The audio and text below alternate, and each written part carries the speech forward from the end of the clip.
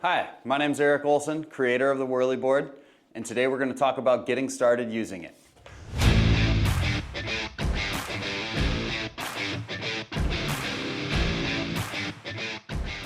The first thing I want to talk about is where to use your board.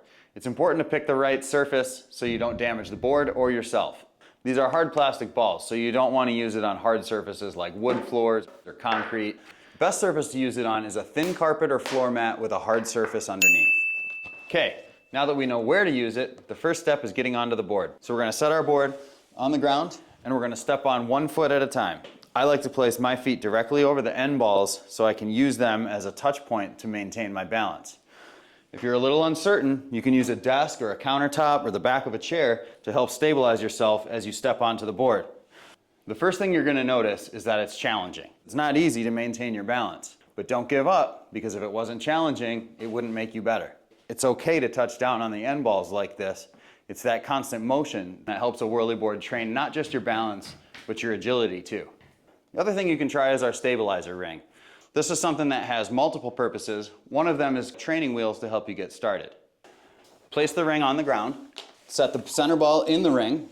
Same principles as before. Step on 1 foot at a time, tap the end of the board down to the ground, step your other foot on, and level it off. The ring's going to grip the board a little bit, but not too much. It's going to help you stabilize and just get the feel for standing on the board without it being too difficult. You can check out our other video called How and Why to Use the Stabilizer Ring to learn more about it. So, we're on the board, we're feeling it out, we're starting to get a little bit comfortable. Everybody likes to use it a little bit differently, so you want to find what's best for you.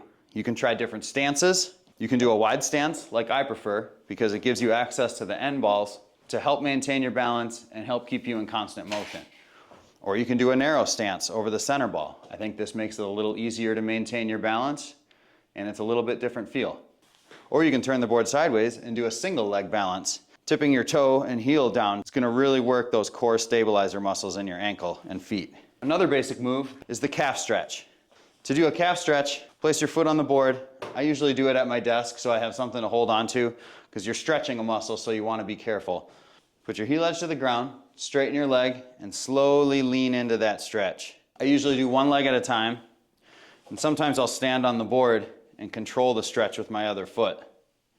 So as far as getting started, that's pretty much the basics. From there, it becomes different things for different people.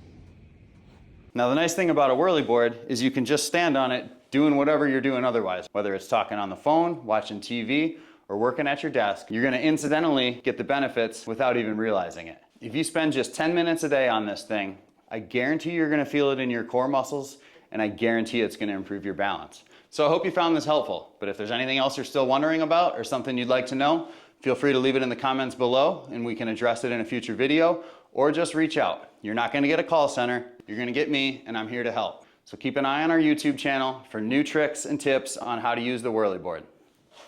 And someday you might be able to do this.